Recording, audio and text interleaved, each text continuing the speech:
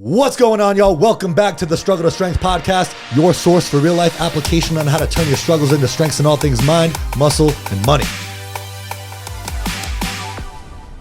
Welcome to another episode. Today, we're going to be talking with Nicolas Gregoriades, who is an absolute legend. We have an amazing conversation that you don't want to miss. Nick is a South African athlete who was the first Jiu-Jitsu practitioner to have been promoted to black belt by the legendary Roger Gracie. He's a world traveler, a psychedelic adventurer, and a successful podcaster. We talk about his experience with ayahuasca, which is super interesting, what that whole adventure looks like. We talk about life lessons, all kinds of interesting topics. You're not going to want to miss this, so make sure to buckle up and we will see you inside. I'm super excited to have you on. I think like Travis said, it sounds like we're all the same type of people. We were all scrambling to get ready for the podcast. That episode title also jumped out at me. I'm like, all right, sick. Traveling, psychedelics. This is like very in line with what we do. So I'm very curious to learn a little bit more about that, and then how that's transferred into your coaching. Because I think that obviously every worldly experience that we encounter, we start to funnel ourselves into our true niche. So I guess before we get started, Nick, I'd love to give you the opportunity to kind of like introduce yourself, tell us who you are, where you're from, and how you got to where you are today. Yeah. First of all, guys, it's such a pleasure to come on your show. I got my assistant to do some research on potential shows for me to appear on. And when she showed me the list, the title of yours really jumped out at me, From Struggle to Strength. I thought that was really cool. And then I did a little bit of research on you guys, and I just thought that these guys are my people, right? So it's a great pleasure to be here. My name is Nicolas Gregoriades, and I don't like to define myself with titles, but if I have to, I would say I'm a spiritual explorer, martial artist, entrepreneur, coach, and just generally someone who's very interested in the human experience and who wants to get the most out of the human experience. And I'm originally from Cape Town in South Africa. When I was 24 years old, I moved to London in the UK to get my black belt in Jiu-Jitsu from Roger Gracie. And during that time, I started a show called London Real, which was a very successful podcast in the same kind of vein as the Joe Rogan Experience. We were modeling ourselves on that. And I did that for a year and a half, and then parted ways with my co-host. And then I decided to travel the world. I thought to myself, I have an online business that's making some money, and I've got a skill set that I can move around with, which was teaching jiu-jitsu. So I spent 4 years just having no fixed address, traveling the world, teaching jiu-jitsu and learning as much as I could, practicing yoga, taking plant medicine, sleeping with lots of beautiful women. I'm just having fun, man. I mean, yeah, I just had a good time, man. I really lived life to the fullest. And I'm someone who I'm always trying to learn. I'm always trying to grow, and I'm just trying to figure this thing out. So that's what's led me to my current vocation at the moment. Is I'm a men's coach. I coach men, which I'm sure you guys have got a lot of experience with. And I feel I am qualified to do that because of the nature of my positive and negative experiences on my path to being a man. And that's where I find myself now, here talking to you guys. Yeah, I think the really interesting part about this is the same thing that people find interesting about coaches having coaches is you mentioned you're still on the process. Like, you're still trying to figure this out. But you've had all these different experiences that have given you this worldview, this perspective that allows you to pass that on to other people. What are some of the most, I guess, empowering or life-changing experiences that had a moment for you that you were like, this is something that I want to change, and this is how I'm going to do it? Have you had any like experiences and moments like that were just very obvious and apparent to you? Like pivotal life-changing moments. That's what I'm looking for. Yeah. I've had a few. The first one for me was when I arrived in London, and I just happened upon the perfect jiu-jitsu instructor. I was training jiu-jitsu at the time, and I wanted to get my black belt, and I I arrived at this academy of a gentleman who was to ultimately become the best jiu-jitsu fighter ever walked the face of the earth. And that was total serendipity. And that really changed the path of my life and opened so many doors for me and just helped me in so many ways. But I think the one that really jumps out is I went to Peru in 2012 to do a 10-day ayahuasca ceremony in the jungle. And on the final night, it was December 21st, 2012. So it was the end of the Mayan calendar. It was the last night. And we'd been having ayahuasca every second night for 10 days up until this. It was all leading to this ceremony. And I say to people that, I came out of my mother's womb in 1979 in South Africa, but it was on the 21st of December, 2012, that night. That was the night I was born. That was a very pivotal moment for me, Josh. To this day, I can't explain what happened to me, but it just changed everything. It changed my frequency. Could no longer integrate with people that I'd known for a long time because we were just on different frequencies from that point forwards, and just changed the way I looked at everything. It gave me a very clear message, which was the most important question you can ever ask is, how best can I give my gifts back to the world? And from that point forwards, I really started to live my life asking that question and having that question at the forefront of my consciousness. I feel like this could be a 4-hour conversation already. I have so many different things that I'd love to just talk to you about for like an hour. I'm like super fascinated about the ayahuasca experience. I've always wanted to try it. Same. Yeah. Always wanted to try. Like, how did it work? Like, how did you go about doing it? Obviously, like, you're there, you're doing it. Like, how did you find it? What was it like going there? I had done ayahuasca once before in London because on a whim, basically, I just sounded like something interesting to do. And I'd heard a little bit about it. And my co-host of that podcast that I was doing, London Real, and we went and did it in a small private ceremony. And to be honest, I didn't have the best experience. It was definitely,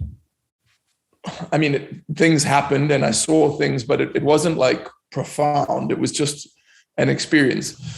And then after that, something this like little bug got into my consciousness. It just kept saying, you got to go to the Amazon. You got to go to the jungle to drink. You got to go to the jungle to drink ayahuasca. I would wake up in the middle of the night and this voice would be saying, you got to do it. You got to do it. You got to do it.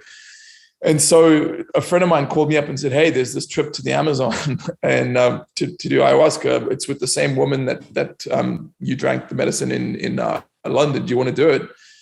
And I was like, sure, like it's a serendipity, right? And I think, I've had ayahuasca like over 30 times now, and I've had some profoundly powerful experiences, but that last night of the trip to Peru, that just, to answer your question, Travis, it's, I'm sure you know what it is. It's a ceremony in which you take this medicine or this concoction of different plants that have been created into a mixture, and it gives you access to your subconscious, is I think one of the ways it's been described. So you go into this ceremony, this ritual, and it shows you parts of yourself that you may or may not have been aware of, or things that have been operating in your life that you may not have been able to see or may have been blind to.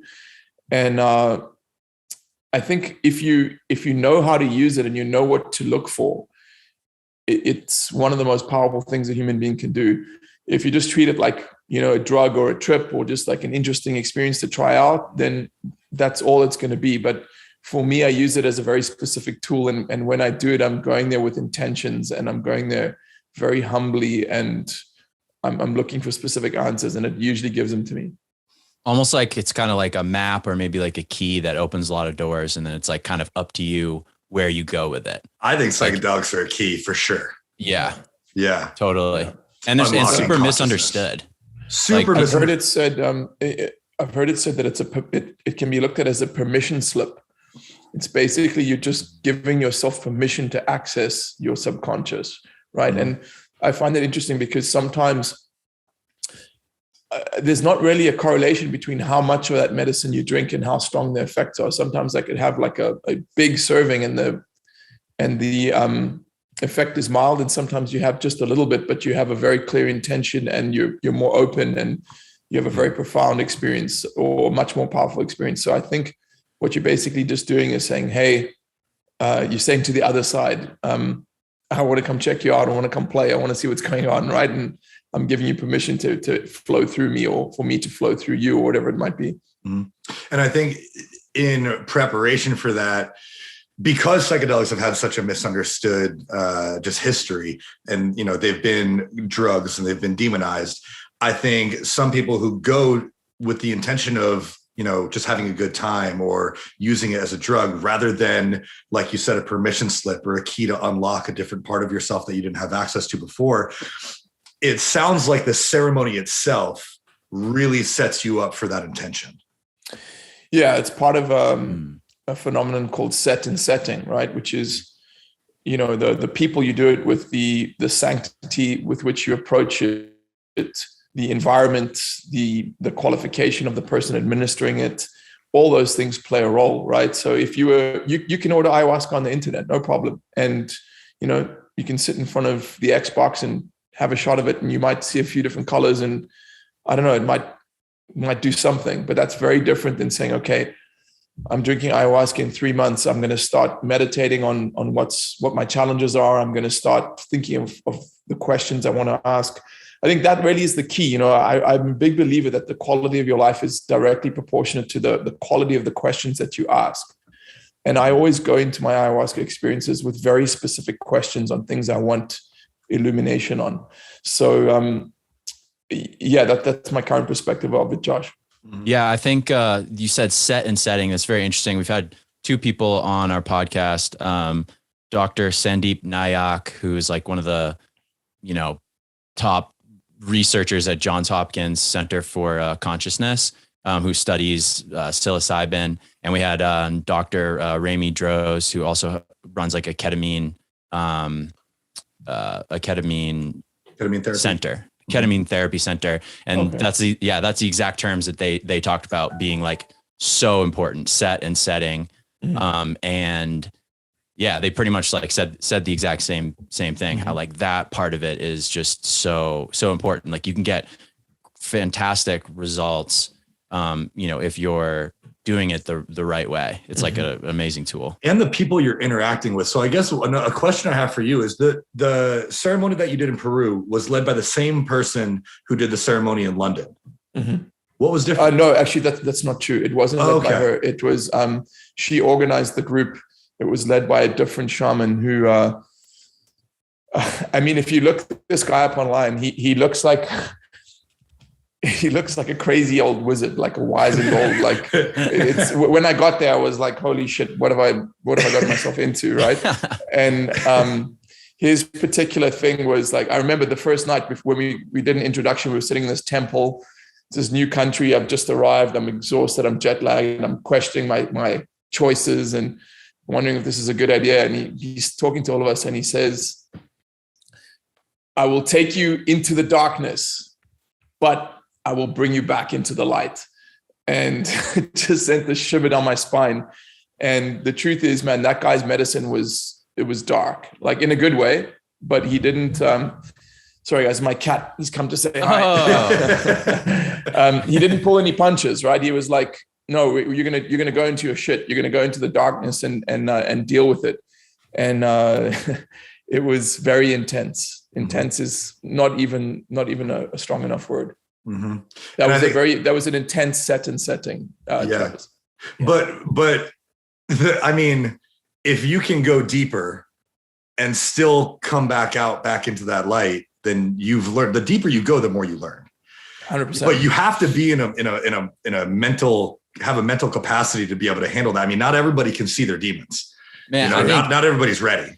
Struggle to Strength, like the title of our podcast, is such a good. It's like an ayahuasca trip for psychedelics, because the psychedelic experiences that I've had that have helped me the most were the most horrific. Yeah. We're the most challenging. challenging. That's some of them borderline horrific, and challenging is a great word. I'm sure you've had the thought, which I've had many times, is like, fuck, I've gone too far this time. Oh, I'm not coming back from this I don't one. know if I can come back. Yeah. And what I've realized is the key with that, when you hit that point where it starts to get dark and you start to freak out, the only way through it is to let go.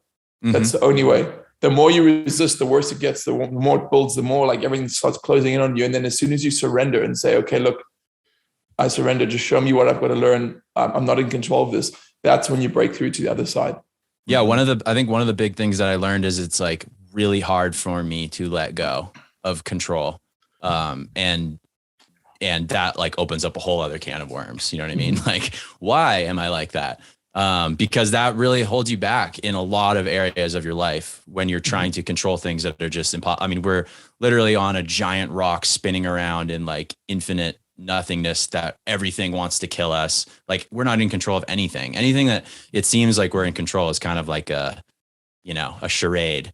So, trying to control all these things that you can't, it really holds you back, I think, in a lot of areas. And like, that's definitely one of the things that show me I'm still not very good, but I definitely realized it at least. I think the root of excessive control is fear, right? Because that's what your organism is trying to do. It's trying to control the environment to protect itself. And in my own case, I'm not speaking, when I say this, I'm not saying with judgment, Travis, because I've been there. Whenever I'm trying to control something excessively, if I really trace it back and get to the root of it, it's because I'm afraid of something. Completely agree. Yeah. Mm-hmm. Fear, insecurity. That's definitely one of the things, like, I realized, like, I never thought of myself as like an insecure person, but I'm like, oh shit, I am. I mean, that's what it comes from, like fear and insecurity. And I think like everybody has it. And the more you can kind of confront that, I think is super healthy. Well, that's the first step, is just admitting it to yourself and realizing that there is a problem, right? Most people can't even do that. Most people can't even say, hey, I'm insecure, or I'm afraid of this, or their ego is so strong, or their walls are so thick, they can't even see that. And if you can't do that, then there's no hope. Then you're not going to get better.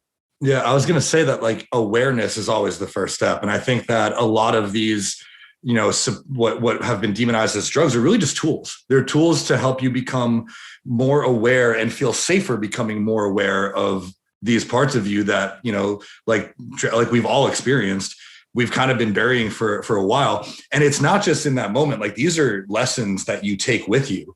So Nick, I mean, you, for example, now you've learned so many things from all of your experiences, whether or not they involve psychedelics or not. Every single thing you've taken with you, and now you get to teach that to other people. So how much of what you've learned from these psychedelic experiences, from that, the December 21st experience that you had, are you able to now carry over into your life and then teach those lessons to other people? How accepting are they of that? What a great question. It's a function of their frequency, right? Sometimes I can be speaking to someone and our frequencies are so mismatched, they won't even hear what I'm saying, right? They literally cannot take the information on board, because I'm fond of that story about who was the guy? Was it Cortez, when he arrived in Mexico? Apparently some of the indigenous people on the beach, because they had no concept of what a ship was, they couldn't even see the ships, right? Yeah. Like, I don't know if that's true. I mean, it sounds sketchy, but there's no way we could know if that was true or not. But still, it's an interesting story. And I think, like, when I meet people or when I work with people, it's a function of, are they ready? Are they open enough to take it on board, right? And that's one of the ways I filter for the people, not only the people I work with, but just the people I'm friends with. Right, or the woman I date, or anyone in my life, I'm always trying to see, are we at the same frequency? Are we like vibrating at the same level? Because if not, I just know it's not going to work. It never works. Mm-hmm. This is Link, by the way, guys. I'm sorry, he's looking for attention. Link. I think a cat is like one of the only animals you can just like throw over your shoulder, and like and he comes back. Yeah, he comes back for more. They also love showing their butts. The concept of frequency is something that I think I didn't quite understand until I truly learned, more about myself, I guess. The past few years have been journeys of self-discovery, self-exploration, lots of shadow work and whatnot.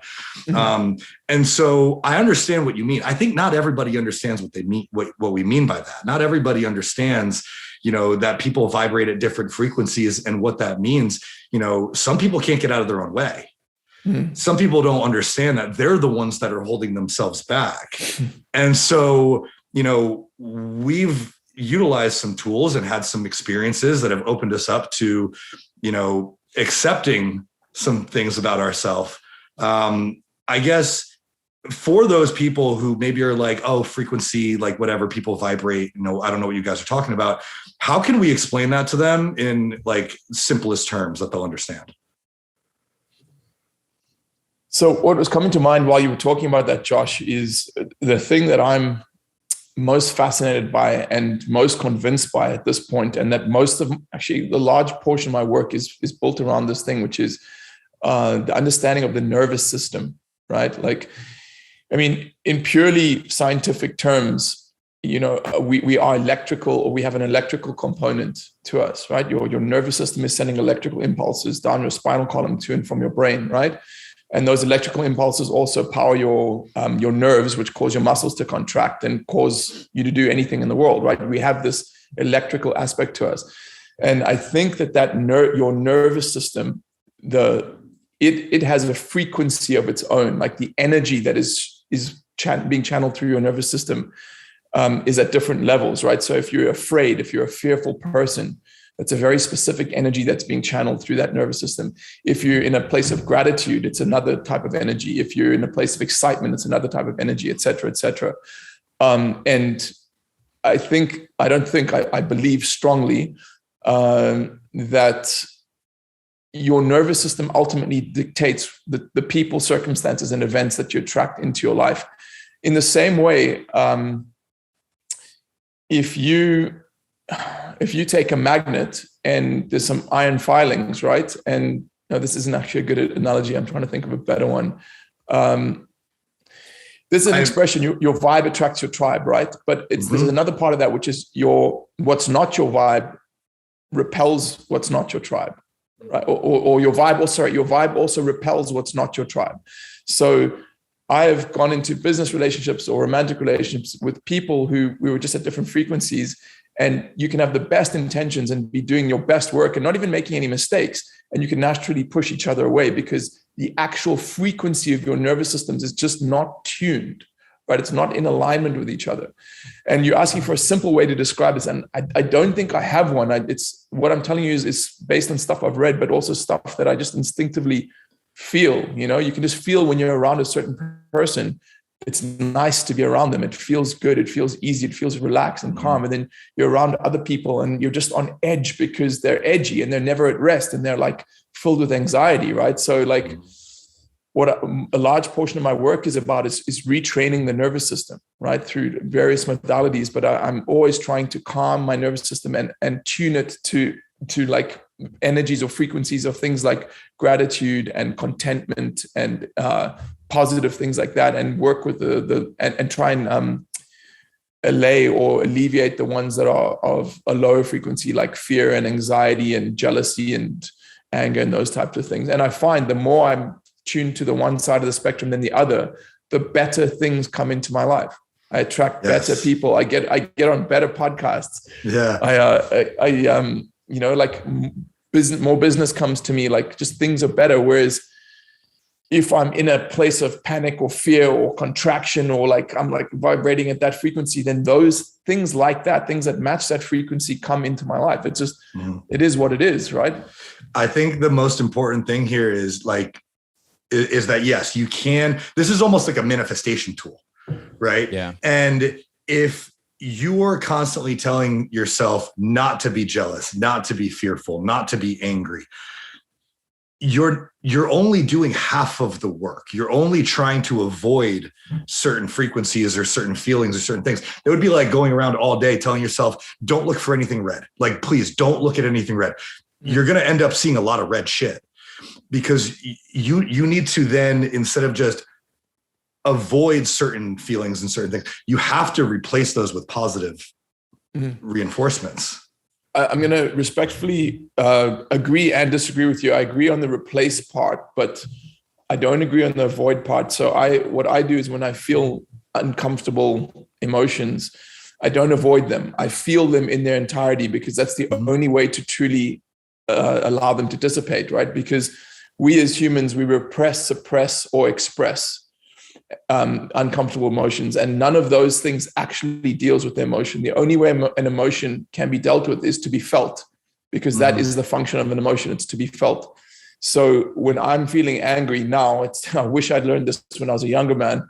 Wish I'd been taught this in school. When I'm feeling angry or afraid, I sit with it. I sit with it and I feel it until it leaves. And then I replace it with the feel. In fact, and then I don't even really need to replace it. Then it's not automatically usually replaced by a more enjoyable or comfortable feeling. Does that make sense? It does make sense. And it's interesting that you say that, especially with the anger piece. When I was younger, I was a pretty angry child. And I was taught as a young male to just walk away all the time. You know, when I was angry and I would want to lash out, I would lash out. I was told just to walk away. And so I was told to just walk away and avoid and ignore that feeling. But I like I actually really like that concept of, you have to sit with it. We're adults now. I'm not the same person I was when I was 7 years old, you know, like I'm not still that angry child. And now I think, you know, we're at a point in our lives where we're more comfortable sitting with some of those things, but that does make perfect sense. And that's one of the key differentiating factors between a child and an adult. And when I say adult, I'm speaking about someone who has actually become an adult psychologically. A lot of people are chronologically adults, but they're psychologically children. Yes. So the difference between, and this was taught to me by my coach and my mentor, he said one of the key differences between a child and an adult is the adult has the ability to sit with discomfort, right? Whereas a child will usually distract themselves or repress or suppress, right? So that's one of the most important things you can learn as an adult male to become a man, is to realize when you're uncomfortable, don't run away, don't walk away, right? Or don't distract yourself with alcohol or drugs or porn or sex or whatever it might be, like most of us do, like I have been very guilty in the past of doing. It's to sit with that uncomfortable thing, feel it in its entirety, and also to thank it, because it's a biological survival circuit. All it is trying to do is keep you safe, right? So when I have these negative emotions, I actually thank them. I feel them. I don't judge them. I don't say this is a bad thing. I'm like, this is just, it is what it is. This feeling sitting here, I feel it, I thank it. And then with an exhalation, I let it go. I just let it go. I let it be processed, right? And that is one of the most valuable life tools I've ever learned. I wish it came from me, but it didn't. It came from a gentleman named David R. Hawkins, who wrote the book, Letting Go, The Pathway to Surrender, which I strongly urge you guys to read if you haven't yet read it. Haven't. No. Letting Go, The Pathway to Surrender. Yeah, we'll definitely have to throw that one on the list. Yeah. What are some, do you have any techniques, tactics, hacks, lifestyles, anything for kind of facing those feelings head on and experiencing them in a productive way without spiraling into a 2-week anxiety super good question. Meltdown? You know what I mean? Really good question. Yeah. So I got divorced a couple of years ago, and I was, truth be told, I was spiraling down, and I was doing that technique as well, the letting go technique that I just described to you. And it was helping a little bit, but it wasn't enough. And I found that there were a few things. I wasn't really getting better. I was getting better very slowly. I was just not feeling good. And I'm someone who generally feels really good. That's one of the reasons I feel comfortable coaching people, is because, I'm a happy guy. I'm a really happy human being, right? And this was a very unusual thing for me to be unhappy. I was like I was uncomfortable. I was like, this is not me. And so what it was, I had one good weekend where I came Monday morning and I was like, wow, I'm actually feeling better. That weekend was great.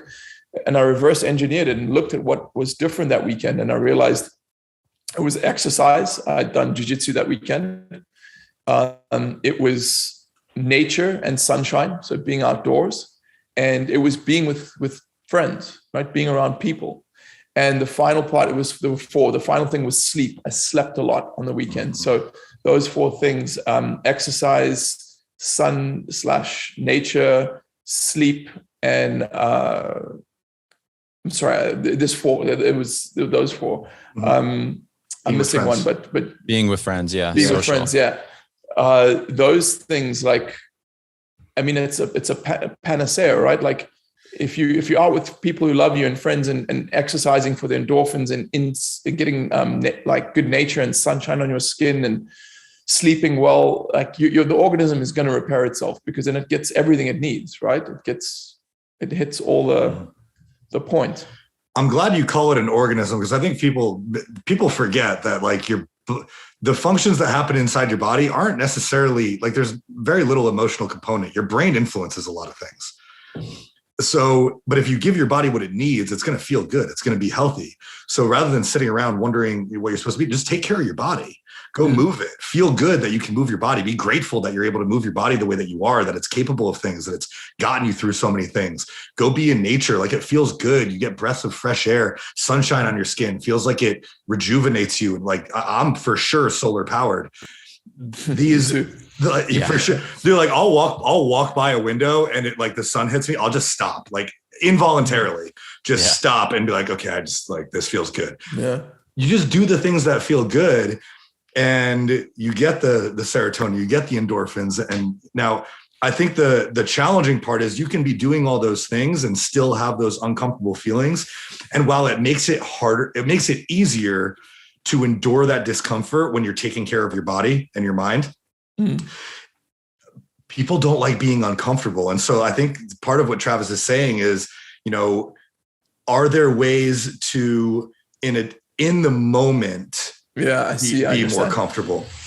Yeah, thank you for clarifying that, Josh. Yeah, there is one tool which throughout the ages has been used by sages and mystics and yogis, and you guys know what the answer is, right? Mm-hmm. It's the breath. Yeah, it's the breath, right? Your breath is your connection to everything, to life, to the source, to your spirit, and you just have to watch your breath and make sure it's deep and even, right? Take deep, even breaths, right? You guys know what it's like when you get tense, you start taking shorter breaths up in your chest, right? Everything gets tenser and tenser and tighter. And then when you relax, you take deep, even breaths, right? And the whole organism relaxes. In fact, one of the things I did during an ayahuasca session, the question I had was, it wasn't a question, it was more of a request. I said, I want to reset my nervous system to its optimum level. And I drank the medicine, lay down, the trip was starting to happen. And then it gave me the understanding of that, okay, now we're going to reset your nervous system. And what it made me do, it was almost involuntary. I took the deepest, longest, slowest breath I'd ever taken in my life. And then as I finished that exhalation, it said, your nervous system has now been reset. And you don't have to go do an ayahuasca ceremony to do that, right? You can, many times a day, you can reset yourself using your breath by slowing your breath down and taking long, slow, even breaths. I saw on, like, I don't know if you listen to the Huberman Lab podcast. I'm a big fan of that one. Yeah. Super cool guy. Yeah. He does a lot of, like, he studies, a lot of like cutting edge studies on this. And he said one of the fastest ways to, like, help reset your nervous system, especially if you're having, like, a panic attack, is to do, it's like 2 fast breaths in through your nose. So, like, fill up your lungs all the way, and then, like, a really slow breath out. And for whatever reason, there's something about, like, the 2 breaths that maybe just helps, like, kind of break up the, like, anxiety loops in your head. I'm sure he has, like, a long explanation of it, but I can believe that. Yeah, I can definitely believe that. Yeah. And the study in, this is, I think, like you said, the breath work is stuff that's been known, by people's wisdom for like ever. And it's something modern man it's a tool that is very underdeveloped in modern man, right? He takes it for granted. And there's I study yoga a lot and a lot of yogic breathing techniques. And I had no idea how little awareness I had of my breath breathing and my rib cage and my lungs. And I had no idea how little. My lung capacity since I've started doing these things must have increased 30 or 40%. Right. Really? And and I had no understanding. I just didn't even know what I didn't know. Right. And to me, if we're organisms that rely on breath is the source of life. You can survive without water for a few days. You can survive without food for a couple of weeks. Without breath, 5 minutes at best, and you're done, right? Mm-hmm. So you should. It pays dividends to really get to know this thing that keeps you alive. That's the most important aspect of your physiology. It's interesting. Yeah. I feel like we try to overcomplicate things so much. We look for answers in everywhere except breath and water. And that's half of the explanation. That's a good observation. Probably. And most people, you're right. Most people don't know that they're not breathing properly. It's something that you take for granted. Things like involuntary functions of your body. I think like breathing and digestion for the most part, like people take it, they don't like understand that you actually still have to focus on those things. And so if you're one of these people and you're like, you sigh a lot during the day. This is something I've noticed, especially when I'm not being intentional about my breathing. All of a sudden, I'll just like sigh. And that's, to me, my body telling me like, dude, you got to breathe, man. Like you've probably been holding your breath. A lot of people just hold their breath and they don't even know it. Yeah, absolutely. So it's an interesting thing. Two interesting things on that subject, Josh, is if you scare like a human, most of the time what they'll do is they'll go and they'll hold their breath, right? Yeah. If you scare an animal, it will never do that. An animal will never stop breathing, right? It'll never hold its breath unintentionally, right? So it's a habit that we've been trained into. I don't know how exactly, but it's interesting. It's which I found fascinating. And there was another point I had on that, which is, Brene Brown, the author of The Gifts of Imperfection. Yeah. If I'm not mistaken, that's the title. I watched an interview with her once, and she was explaining how someone who is calm and collected, if you come to them with a problem or you bring them information that's anxiety inducing, the very first thing they'll do is they'll take a deep breath. They won't even know they're doing it. True. They don't even know they're doing it. Right. I mean, I had to train myself to that because I didn't do it automatically, but I've noticed now when I'm in an engagement when I'm starting to feel, it's actually an interesting story. I had a business partner and he and I, we weren't getting on and it was just not a good relationship. And we'd have these phone calls and I was doing that all the time because I was trying to process all the uncomfortable emotions that our calls were bringing up. And he actually thought, it's one of the reasons it's better to have face-to-face conversations with people. He thought I was sighing from exasperation, like I was irritated with him. But all I was trying to do is I was just being like, I was just trying to calm myself down, right? Such a powerful tool, the breath. Is that something you've learned from jiu-jitsu?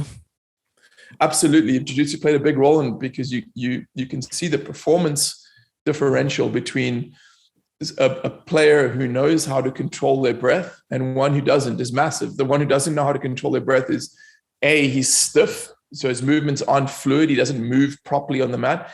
And B, he gets tired really quickly, right? Because he's not coordinating his movement and his breathing. So he just gets tired. Whereas a good player, even at the end of a hard match, he might be breathing heavily, but he's not like he's controlling that function, right?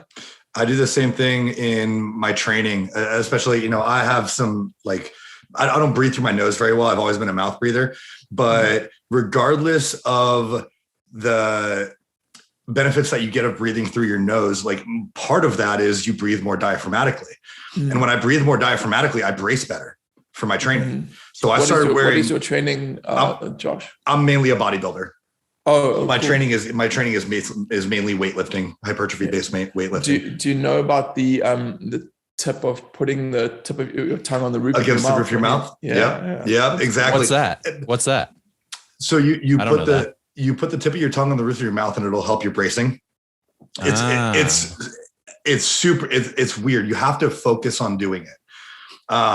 Honestly, the more muscles you tense up in your body, the better the more stable your body is going to be, the stronger you're going to be.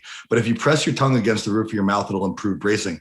At the same time, because I have trouble breathing through my nose so much, I started wearing nose strips when I train legs. Interesting. Because when I'm starting to fatigue, if I take a big breath through my mouth, I find I fill up my chest a lot and I'm here. Whereas if I breathe a big breath through my nose, I breathe more diaphragmatically. I can push out against my belt a lot harder and I breathe a lot better. That's very interesting. Yeah. Yeah. That's So cool. Breathing is interesting, man. It's something that I think we definitely take for granted, but you can truly regulate your system. Absolutely. And that's where it all starts. Yeah. Like if you start to feel anxious, you start to breathe faster and, shorter breaths. And even if you're stressed at work, I mean, my mother used to call me out all the time. She's like, Josh, you're not breathing. Like I was taking short, shallow breaths. If you can force yourself to breathe deeply, then you can instantly calm everything else. I mean, it's a very Wim Hof type approach, but the guy's onto something. You can't deny that. Sure. I always say wherever there is overlap, there is truth. Right. And you can see there's the overlap with all these very learned men and these very actualized men. They all, or many of them, Huberman speaks about a breathing technique. Wim Hof speaks about one. I like to consider myself one of them as well. I'm speaking about the breath all the time. You guys are speaking about it. There's overlap. So there must be truth there. And yeah, that is a truth. Your breath is a tool, and the better control over it, or the better connection and control you have over it, the more actualized you're going to be as a human being. Mm-hmm. Yep. I completely agree. And it's all basic stuff. This is all basic stuff. You're like, seriously, you're getting back to your breath. You're getting back to nature. You're getting back to moving your body in ways that feel good. And you're getting back to sleep. Like, yeah. Those are like the four most basic things. Basic human needs. And as kids, we do those things. We sleep. Our parents have us on a schedule. We go out. We play in the dirt. We play with our friends. Dirt on our hands and our faces, and like we touch nature, and like we play with our friends, and like we have all these things as kids. And then as we grow up, it's like we forgot to do those things. We forget to be kids. And that's another thing that I think psychedelics massively help with, is creating an environment in which you're present and you can kind of be a kid again. Helping you re-find your sense of wonder for the world. Yes. Yeah. Yes. You notice things about the world that you didn't before, like the way that, leaves on trees are kind of gradient as they get towards the top, or, like colors up against one another that you didn't notice before, the way that grass moves or feels. You notice all these things, and that's a perfect way to describe it. It feels wonderful again. And you're wondrous about it. And when you lose that sense of wonder, that's when you start to get old. Yes. Yeah. Yes. When they say age is just a number, that's what they're talking about. That's what they mean. Yeah. That's what they mean, is that you've lost that sense of wonder. You've lost that, just fascination with the world, and, things that look good and feel good, and, make your hair on your arm stand up. I think that it's a fascinating thing that people need to be more in touch with, especially as we get older. So, man, I feel like we're over time, and I knew this was going to happen the second we started talking. I'm cool with it. I'm cool with it. Travis, is there anything any last things that you wanted to touch on? Obviously before we take off, or of course keep in touch, because I feel like this can't be the last time we have you on. We're just scratching the surface here. Yeah, I'm super fascinated, and I think we definitely should have another episode and kind of keep going. I'd love to talk more about yoga and breath work and plant medicine and all of that stuff next time. Yeah, it's been fun, guys. I've really enjoyed it. Yeah. Well, thank you, Nic. Thank you for coming on and sharing your experiences. And I would love to keep in touch with you. So I'm going to reach out and, touch base and just create a line of communication there. But I'd like that, guys. Yeah. But before we take off, I mean, our listeners, they're like us, they're going to want to know who you are. They're going to want to know where to follow you. So give yourself the plug, man. Where can we find you? Where can we learn more about you? Yeah. It's simplest thing is to go to my website, which is Coach Nic G, and that's Nick spelled with no K, just C. It's coachnicg.com, and you can get a free copy of my book there. And also you can find my podcast is there as well. All right. Awesome. Well, I can guarantee you I'm going to be heading there right after we get off this call. So I appreciate it. Thank you so much for coming on, Nic. I appreciate all your wisdom. Bless you both. Thank you all for tuning in to another episode of the Struggle to Strength podcast. We will see you all next week.